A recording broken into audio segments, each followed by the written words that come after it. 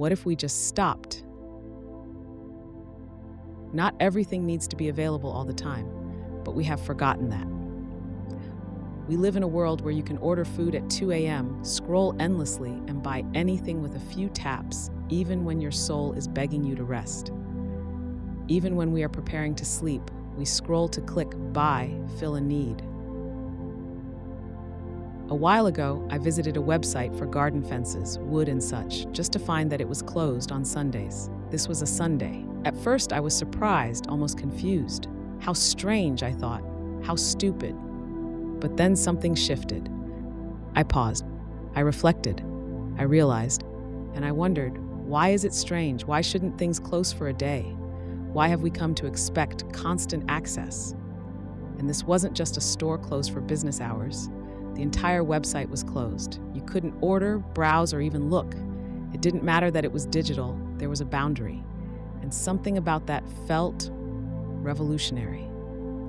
Truly revolutionary. It wasn't stupid, it was futuristic. Even if their reason might be religious, Sunday is a day of rest, it is still the right thing. When did we start believing that convenience is more important than being human? We've built systems that run on urgency, speed, instant availability, but they don't serve our well-being. They serve profit, they serve consumption, they serve disconnection. And in return, well, we give away our time, our sleep, our attention, our presence. And if we work in any of the instant access, always open, late hours jobs, then we do the jobs knowing we are needed somewhere else, knowing it is a soulless, no-purpose job, knowing it is at the expense of ourselves, our family, or our well-being. But today's society offers us no choice. Instead, the response of society is, I see a need. We open an all-night childcare so others also can work, taking care of the children of others who work somewhere else. We've come to believe that more access equals more freedom, but often it just means more pressure.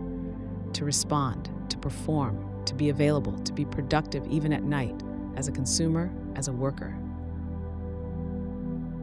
But what if we chose something different? What if we let rest reclaim its place in the rhythm of life? What if Sundays actually were sacred again, not in a religious sense, but in a human one? What if stores closed early? Websites took intentional pauses. Deliveries stopped after dinner? The lights dimmed and the screens went quiet? What if the world said, enough for today, and we listened? What would you do instead? Because maybe we don't need more late-night shopping. Maybe we need more late-night dreaming. More cooking together, more listening, more storytelling and story sharing, more loving, more being. What if the internet could rest? That quiet website I landed on stayed with me. It felt like a small portal back to sanity. It reminded me, and it was a hard reminder, just because we can be available 24/7 doesn't mean we should be. And maybe the future isn't more access, more speed, more now. Maybe the future is enough. Maybe it's one where boundaries are honored and even the digital world learns to take a breath. We only need hospitals, emergency care, and essential services through the night. The rest of life, it can wait. Imagine that. It can wait. Our souls are not urgent, but I need things to be available. I hear it already. The resistance, the voice that says, but I work odd hours, which the point is, maybe you shouldn't. But I forgot something for my kid's party. But I just want that snack, that item, that delivery right now. But here's the hard truth. No, you don't. Not when the cost is someone else's well-being. Not when the cost is your own. Not when the cost is the planet. We can plan ahead. We can keep snacks at home. We can prepare for birthdays, holidays, and cravings without relying on instant service built on invisible labor. Just because the system says you can, doesn't mean it's kind or fair or right.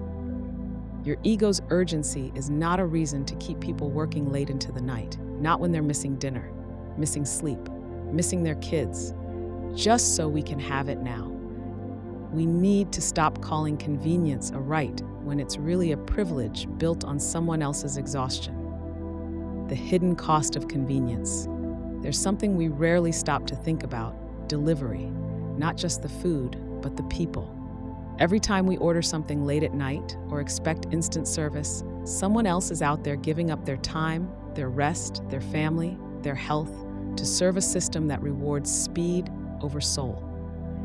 Many delivery workers, especially in food, are providing their own transport. If it breaks, too bad for them, because the place they work for don't always care. Penalized financially if they're late, they might have to pay for the food. Working under gig contracts with no safety net. Treated like extensions of the app, not humans. We don't see their stories on the screen, we just click, confirm, consume. But maybe we don't need everything now.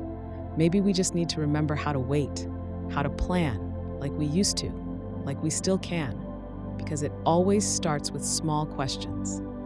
Like, do I really need this right now? What would I do with this moment if I weren't trying to fill it with consumption? What does my body actually need tonight? What we normalize becomes the culture. What we question becomes the doorway to change. Let's start asking. Let's start remembering. Imagine this instead. Evenings are sacred for family, for community, for creativity, for stillness. Most businesses close early or don't open at all at night, except those essential for life and safety.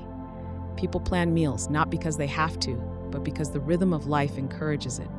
Work schedules are built around well-being, not endless availability. Cities grow quiet at night again, not dead, just peaceful. Workers feel like humans, not cogs.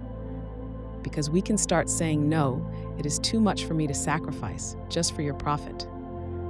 Back to local, back to each other. The answer isn't just in stopping, it's in reconnecting, to place, to people, to the resources already around us. There will be local stores, so go to them, support them, walk to them, become local again. Create a need for localness, a desire for small scale, a rhythm of enoughness. Use what's around you. Borrow from your neighbor, trade, lend, share. If you live in a neighborhood with lots of kids, create a shared party storage, a closet full of decorations, candles, costumes, tablecloths for birthdays, holidays, and everything in between. Used, reused, loved. It's not about going without. It's about remembering how much we already have. The future isn't about faster, it's about closer. Closer to each other, closer to the earth, closer to what matters. Let's rethink what we call normal. Let's honor people over profit. Let's rest. And let others rest too. We don't have to be always on, and neither does the world.